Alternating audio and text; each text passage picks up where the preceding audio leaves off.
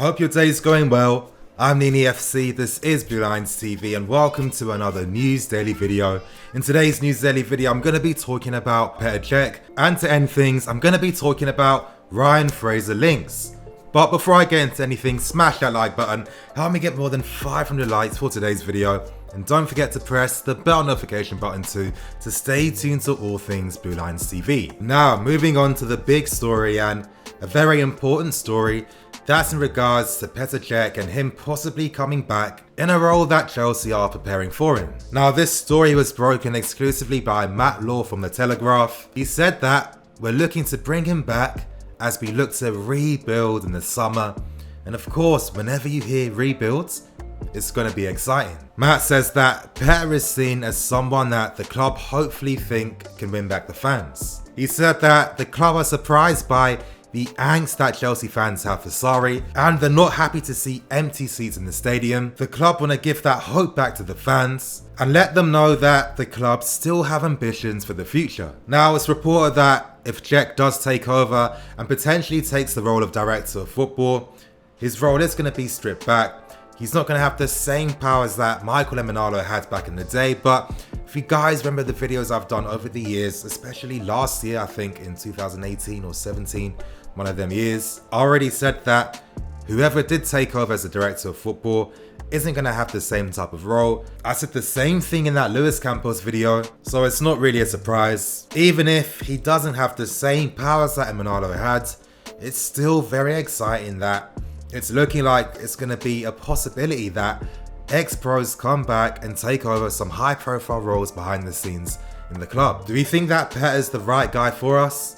Well, for me, the very fact that we're entertaining discussions and talks with him proves that the club must see something they like in him. And come on, so many players like Nedved and Kluivert have taken over these roles at Paris Saint-Germain and Juventus, and over time you grow and learn in the role. But we do know that Petr is very academic, very intelligent, very smart. He speaks multiple languages, so the club must obviously be impressed by something. What does this mean for Michael Ballack? Well, I don't know at this time. There hasn't been any reports on him for a while, so that must have died down a long time ago. Luis Campos was in the running, but it's looking like he could potentially be going to Roma. If you want to know the full scoop as to why this might be the case, watch my previous videos on him. But one thing I can tell you guys, and just to warn you, I've been told that nothing's concrete on the situation right now, but I was told that don't be surprised to see another ex-pro come back and take over a senior role, and that player could potentially be Didier Drogba. Now, from what I've been told, Drogba would take over an ambassadorial role. It's not the first time I've spoken about this. I said the same thing in a video 1 year ago. I've been told that the possible role he might have at the club would be similar to Kluivert's at Paris Saint-Germain, where Drogba would be seen as that respected figure to help out in securing deals. Cast your minds back to when we were actively pursuing Neymar. We know that Michael Emenalo had a meeting with Neymar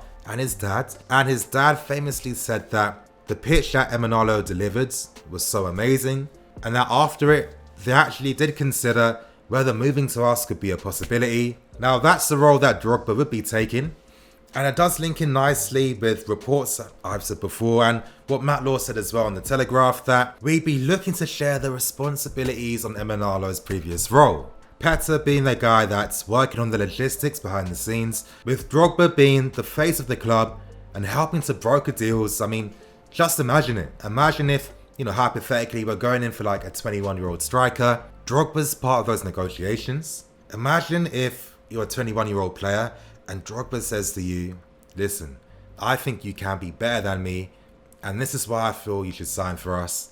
You're going to get excited. You're going to get that energy inside you.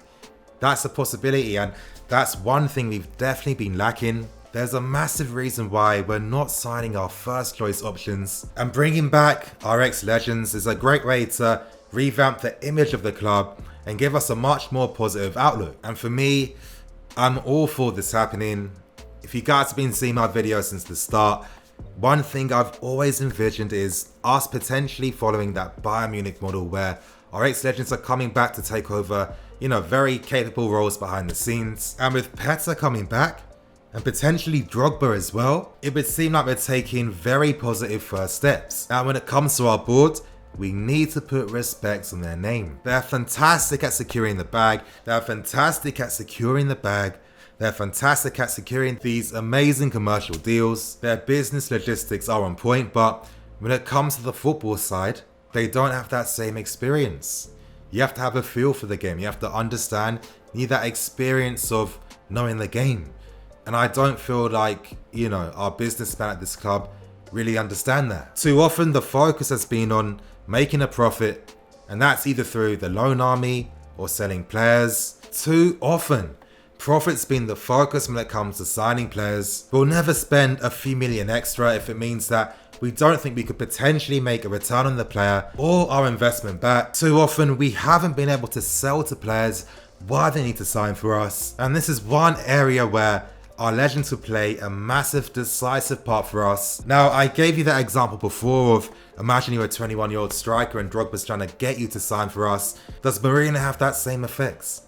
Of course not. But to wrap up this point briefly, I'm excited for this, you guys. I really am. Because the amazing thing we get is that the board will consider their football opinions because they have respect for them as legends for this club because they've done so much for us. And I feel that's been one aspect that we've been missing out on since Emanalo's left, to be honest. Like, picture it now. The board are making a decision on a player. They all agree on it. But what if Petr doesn't agree and Drogba doesn't? Due to the respect for these guys, they'd have to listen. They'd have to consider what they're saying. And this is a positive start for a positive future where we can hopefully bring back guys like Terry, Lampard, Ballack, Cole. We've seen these guys save our skin so much in big games beforehand. Now it looks like there's a possibility that they'll help save this club again. And to end on the final story, that's in regards to the Daily Mirror's report stating that we're monitoring Ryan Fraser. And if you don't know who Ryan is, he plays as a winger for Bournemouth. So far this season, Ryan Fraser has 20 goal contributions, that's 7 goals and 13 assists. He's leading the Prem for the biggest opportunities created with about 24. The Mirror report that Fraser is looking to leave Bournemouth. He has about 12 months left on his current deal. The Mirror report that Ryan Fraser is even considering letting his contract run down and leaving Bournemouth on a free, because that way he's hoping that he becomes an attractive enough opportunity for a big club. But he's also hoping that with his current form, it's going to be enough to interest some big teams for this summer. If that's the case, it's been reported that Bournemouth want 20 million for the player. So far, suitors are Arsenal, who Ryan Fraser actually said that he liked the interest shown by them, and the Mirror report that Spurs and us are monitoring the player. So far, Bournemouth haven't been able to persuade Fraser to sign a new deal. Now, what's my opinions on this? Ryan Fraser, he's a decent player. I think his best attributes are his delivery and his crossing. Good from set pieces, good from corners, good at producing very good crosses from out wide. He's not too bad playing in the tight spaces either. Very fast, quite sturdy and strong. Would he be a good player for us? Come on now. There's levels to this, there really is. For me, he makes more sense at a West Ham or Crystal Palace, but not playing for us. And I think what's testament to that is, look at all the games he's played against the big teams, or even teams that are a bit better than Bournemouth. He doesn't produce. He doesn't produce whatsoever. And when you actually look at his stats, most of his stats come against teams in the bottom half of the league. For me, he's not too impressive of a player.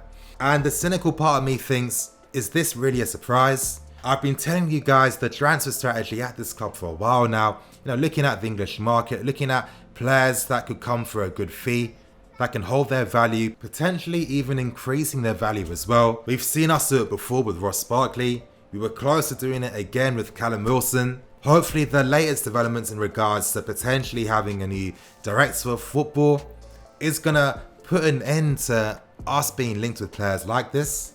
But you also have to remember too that the article states that we're monitoring the player. And that also makes me feel a bit positive, because when you assess the players we've signed and brought to this club over the past few seasons, how many were actively scouted, how many were high on the priority list, it hasn't been there.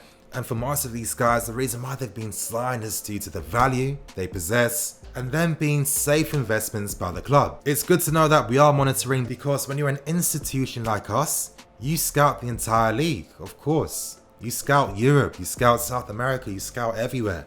It's what you do. You know, you're going to assess the top performing attacking players. If you notice that Ryan Fraser's there, you're going to scout him and see what he's about. Does that mean that we're going to sign the player? Of course not. But it gives us indications that we are looking at wingers for the summer, which is exciting to see. But anyway, you guys, I'm going to keep things moving now. Thank you for watching. Please like, comment and subscribe. If you liked today's video, smash that like button to help me get more than 500 likes for today's video. I'm NiniFC, this is Blue Lines TV, signing out.